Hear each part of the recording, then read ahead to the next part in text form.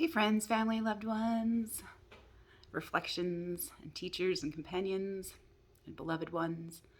Hey, I just feel like I have a lot to share because I've received so much this month, and especially in the last couple days and couple weeks. And I'm not exactly sure what wants to be shared, but there is like so much that I feel like, wants to be shared, that I want to share, that wants to be known, it wants to be heard, or wants to be explored. And so, yeah, I thought I'd come on for a few minutes and just talk about some of the gifts that I've received just this last week after a retreat that I got to go on with a couple of women last weekend. And there was a couple of decks that we were able to enjoy and receive messages from during the retreat. So I came back home with a list of a couple different oracle decks that I wanted to just look at and explore and receive for me, because I do love that sort of thing. And I don't rely on like those things like on a daily basis, because I'm receiving so much always through my internal communications and relations, my internal family system that shows me so many things. And then just like observing and witnessing like the signs, the symbols, the synchronicities around me. And so it's all such a fun little play. And I always do enjoy and take the wisdom to heart that I receive like from these beautiful tools and gifts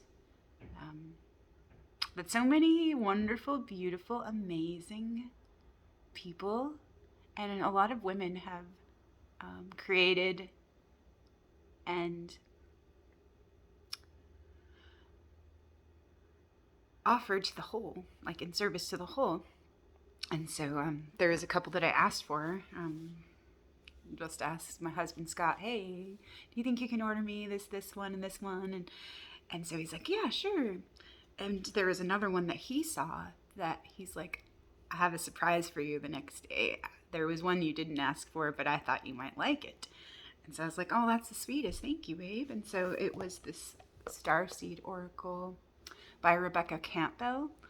And there's a book that she wrote that I received like 2 years ago called Rise, Sister, Rise.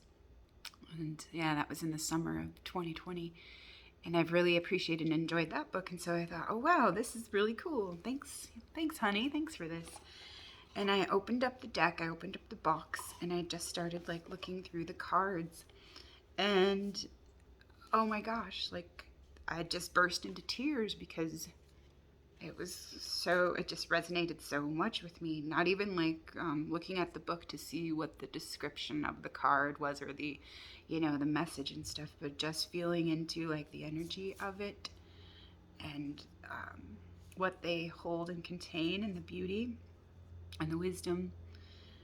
And then I just kind of was looking through some of the cards, and then I pulled fall into my arms, and I just started bawling and bawling and bawling, because that's kind of what I felt like was like a deep, deep message that I kept receiving during this month. And while I was away on the retreat, like it's okay just to fall into my arms, to my own arms, and just to let everything else go, and just to hold like me where I am, and that I am held like however I am, wherever I am, as I am.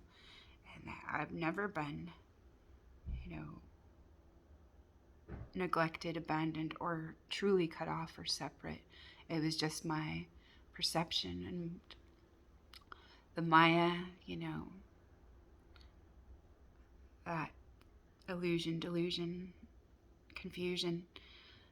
And so, yeah, just seeing into all these things about where I've kept me from me, or where I've kept my love from me, where I've withheld love from me because of all the pain and old beliefs that I was carrying, holding on to.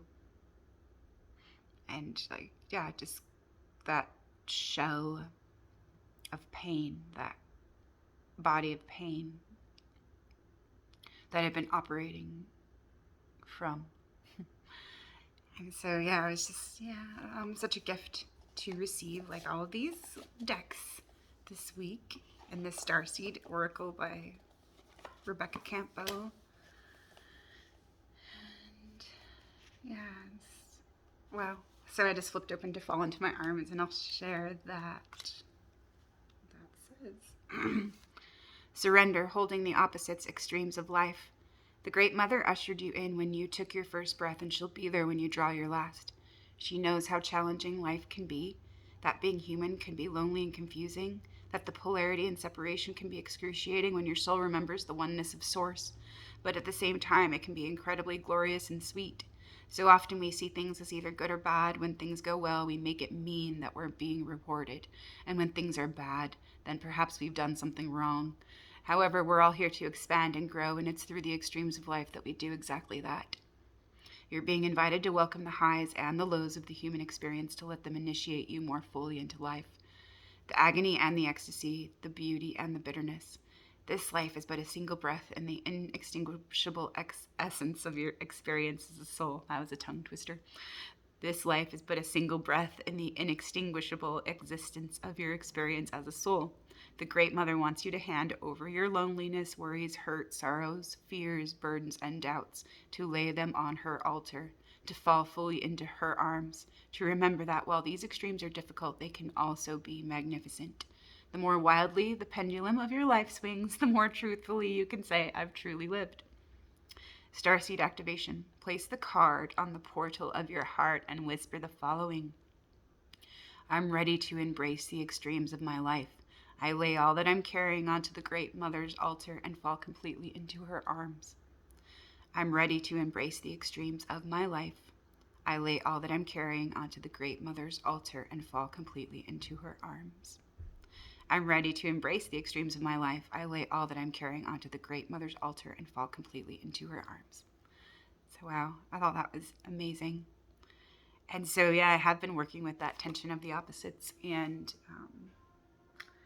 the harmony, balance, and neutrality, and acceptance, and integration, transmutation, transformation, life, death, birth, cycles, and all of that, knowing that it's all contributes to the whole and the continuation and the coherence of all. And kind of letting that old Atlas complex go in certain ways, like knowing that I'm not responsible for, certain things to carry them or do anything with them, and that miracles will unfold without my participation or manipulation in certain ways. That ego, control.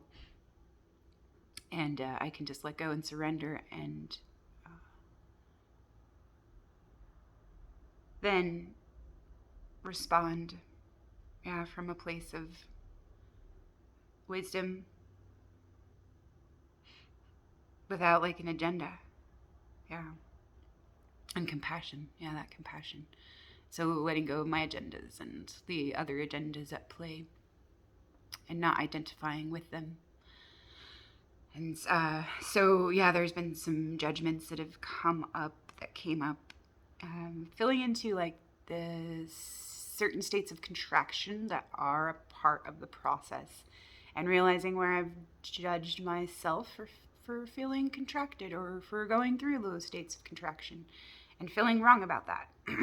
Because, I need to be open and allowing and flowing and giving all the time, which is bullshit. And then at the other end of the spectrum, it's like it's like the other swing of the pendulum, where you need to be focused, you need to be productive, you need to be doing this, and that to prove you're worthy or valuable or legitimate or whatever, useful. And so like kind of unraveling and dissolving some of those old things and some of those old extremes of the all or nothing. And seeing where I have like devalued like the states of contraction, and maybe over idealized the states of expansion, and seeing where there was an imbalance there, and like where it would create or perpetuate states of like self-destruction or sabotage, saboteur, like type energies of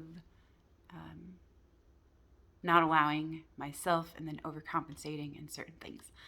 So interesting. Like a lot of it is mental hoops and mental energy.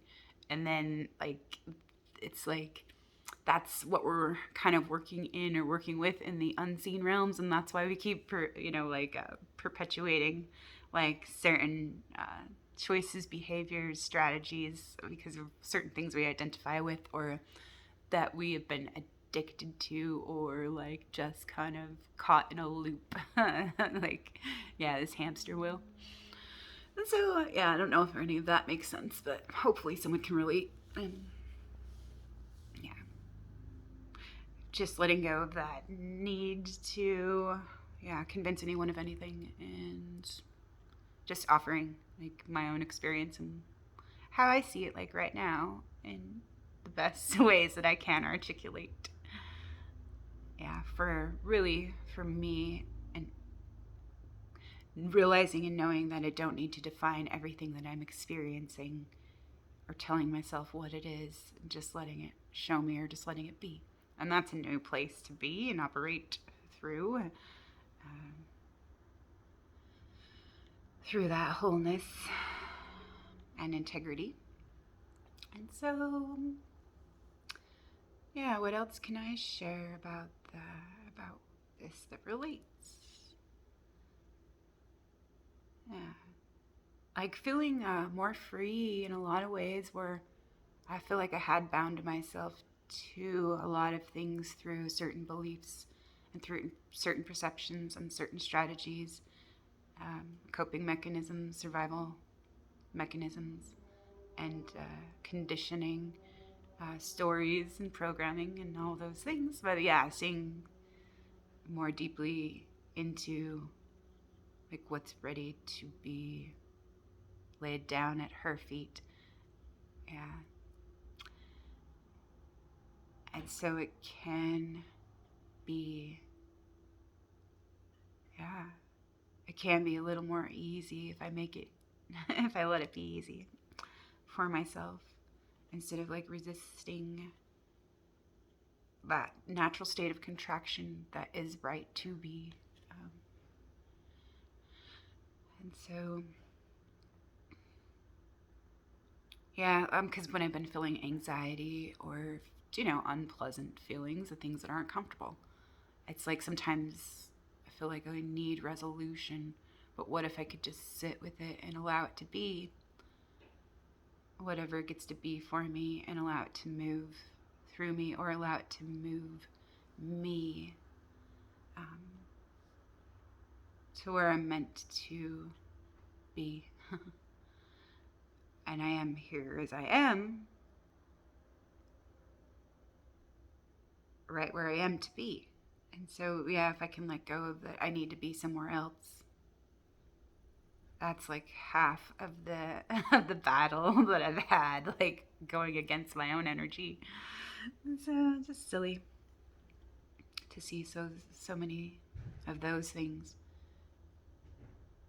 I almost feel like a detective in a certain way, like with a magnifying glass, and like we're an archaeologist dusting off like things and finding different pieces of the puzzle and connecting the dots, and oh, it's all coming together. Ha. Yeah, eureka. So some good breakthroughs, and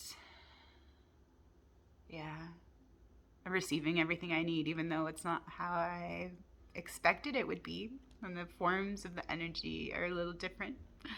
But the beauty and the gift, like, yeah, is like all four. It all contributes to well-being. And like, I heard something today. It was like, there are really no right or wrong decisions. It's just a longer detour or a shorter trip. Sometimes like, yeah, we can extend it, and yeah, sometimes I feel like, yeah, I want to like enjoy all of the breadcrumbs that are left for me instead of like racing ahead just to get to the end. And so sometimes I feel like I do meander and I do like kind of take little detours and stuff, but it's just all for my learning because it's really entertaining and I'm like so curious. And sometimes, yeah, it is my curiosity that distracts me from certain destinations or goals, but that's okay because it's like really, I feel like I'm collecting little different treasures on the way. And then when I get to where, like, yeah, the next destination, I'll have like a bunch of things to share at a like a homecoming party, you know? And so just collecting all these little nuggets and things. And it's all good, baby. And yeah, just enjoying this treasure hunt wherever I happen to be. And so just trusting and allowing, yeah, wherever love's gonna lead me, and just letting myself make certain choices for myself and being open to see what those choices contribute to or what they create, or if they're fear-based or if they're heart-based, if they're ego-based or if they're soul-based. And also remembering like that my ego is my ally, and that I just get to appreciate like how much my ego has helped me like navigate through these you know, material planes and like certain densities, and like, yeah, seeing how, yeah, there was all these things put into place to protect my psyche and different things, and being appreciative of that and thinking that and saying you can rest now, or I have another job for you. Here's another job that's in service to the soul and in service to the whole instead of in service to the self-image, you know. And all those small payoffs and being safe and small, playing small, and yeah, just being safe in this little box that's really a prison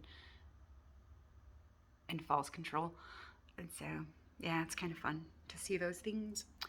Oh, and the conversation that I had with my mom a couple days ago, which was really great. And I learned so much, and I get to journal a little bit about that because of like what it opened up and how amazing it really was. And when I let go of my agenda and how the beautiful love, wisdom, and healing that could take place for both of us, how that was just manifested too without my direct influence, but through like divine will and letting go. And so it was super awesome. And yeah, and it's like, it reminds me of that book title, After the Ecstasy, the Laundry. And I love like those blissful states of expansion and like where it is coherent and where everything is clear and it makes sense and it feels good. And then like, then there's the other pendulum, or swing of the pendulum, where like there's this testing or like just this contrast. And yeah, the opposite, and not judging that as bad or lesser than, and working with it as it's a gift, even if it's, yeah, feels like shit, or it's not what my preference, you know. And so it's just like navigating through like all of it, and I am of both worlds, unifying the two for the third to come through in harmony and balance. Yeah, and it also reminds me of Mars, the goddess or the god of war, and Venus, the goddess of love, and when they come together in their union and that balance and that harmonization and, yeah, that marriage, that sacred union, a child is born that is harmony, or concordia, peace. And so like really feeling into that and seeing like the circle and they merge, and the Vesica Pisces, like the almond shape, the mandorla, the doorway, the portal through that space where the two come together, and then new life can be born through it. And so like we're really seeing that on different levels and in multidimensional ways, and how we are creating a new earth through our own true full ways. And so I just wanted to share a couple of those things, and maybe I will share a little more this week. So I love you all. I hope you're being love for yourselves. I hope you're receiving some amazing things for yourself, and for your livelihood, and for your well-being. All right, love you all. Talk to you later. Bye for now.